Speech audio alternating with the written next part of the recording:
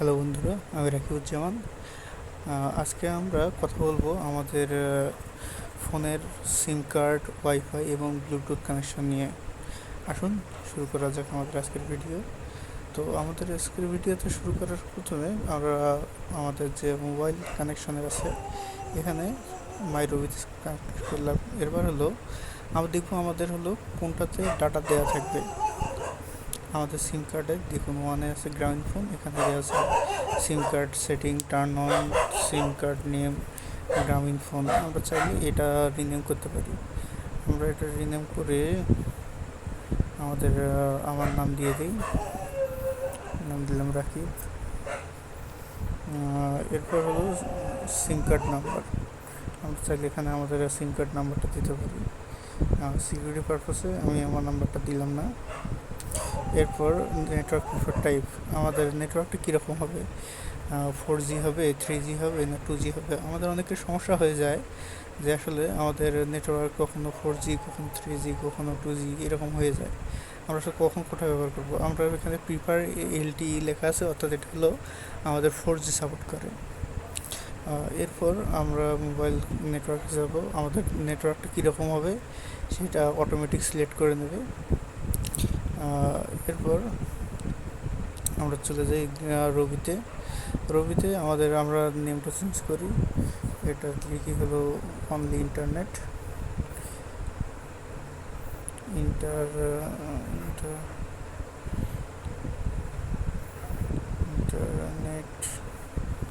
ওকে, only internet. অর্থাৎ আমি নাম্বারটা দিয়ে শুধুমাত্র ইন্টারনেট চালি, এই কারণে আমি অনলি ইন্টারনেট দিলাম।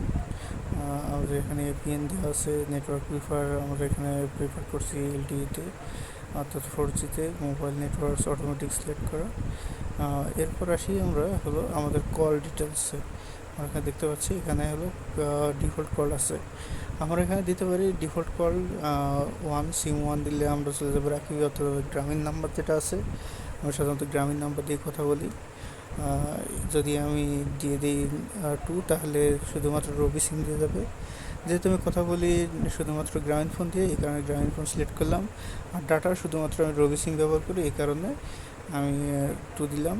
এবার মোবাইল ডাটা সবসময় অন দেওয়া আছে, ডুয়েল 4G, অর্থাৎ দুইটা সিমতেই একসাথে আমার 4G পাবে। কারো কারো ফোনে দেখা যায় যে আসলে একটা সিমে 4G পাচ্ছে তো আরেকটাতে পাচ্ছে না।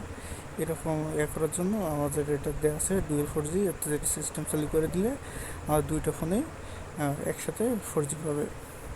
অ্যাডভান্স সেটিংয়ে আছে দেখুন, use mobile data during volatile কলস অনলি সেকেন্ডারি সিম, অর্থাৎ আমার সেকেন্ডারি সিমে যখন কল আসবে তখন এটাতে ডাটা চালু থাকবে।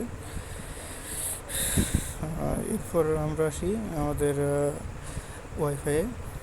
ওয়াইফাইয়ে চাপ ধরে থাকলে আমাদের ওয়াইফাই সেটিং চালু হয়ে যাবে।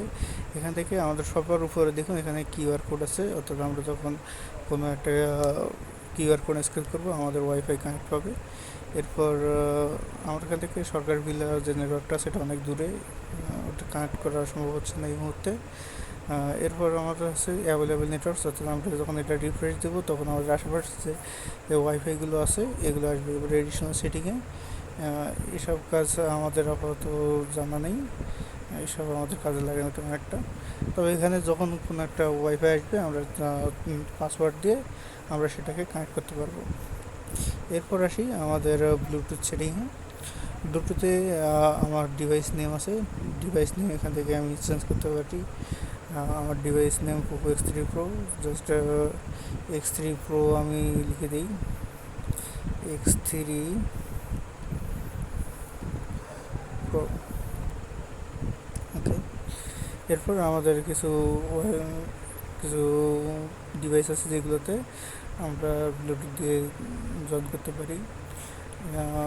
আমাদের মাঝে মাঝে দেখা যায় যে ব্লুটুথ কানেক্ট হচ্ছে না, বা কোনো ডিভাইস থেকে আরেকটা ডিভাইসে কানেক্ট করার জন্য আমাদের ডিভাইস অ্যাভেলেবেল হচ্ছে না, তখন আমরা এখানে রিফ্রেশ দেবো, তাহলে আমাদের আশেপাশে যে ডিভাইসগুলো আছে এগুলো নতুন করে দেখাবে। এরপরে এডিশনাল সেটিংয়ে দেখি, এডিশনালে হলো পেয়ার কমপ্লিটেবল ডিভাইস, অর্থাৎ কোনো ডিভাইসের সাথে আমরা যদি কমপ্লিট করতে চাই সেই জন্য পেয়ার কমপ্লিটেবল ডিভাইস। আর এখানে একটি ইম্পর্টেন্ট সেটিং আছে, সেটা হলো অ্যাপস টার্নিং অন ব্লুটুথ।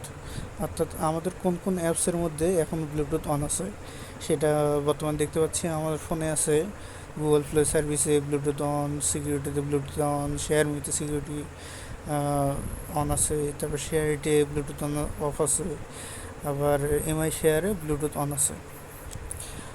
তো আজকের ভিডিও এ পর্যন্তই। আমরা আজকে জানলাম আমাদের ডাটা সেটিং, তারপর ওয়াইফাই সেটিং আর ব্লুটুথ সেটিং সম্পর্কে। ধন্যবাদ সবাইকে।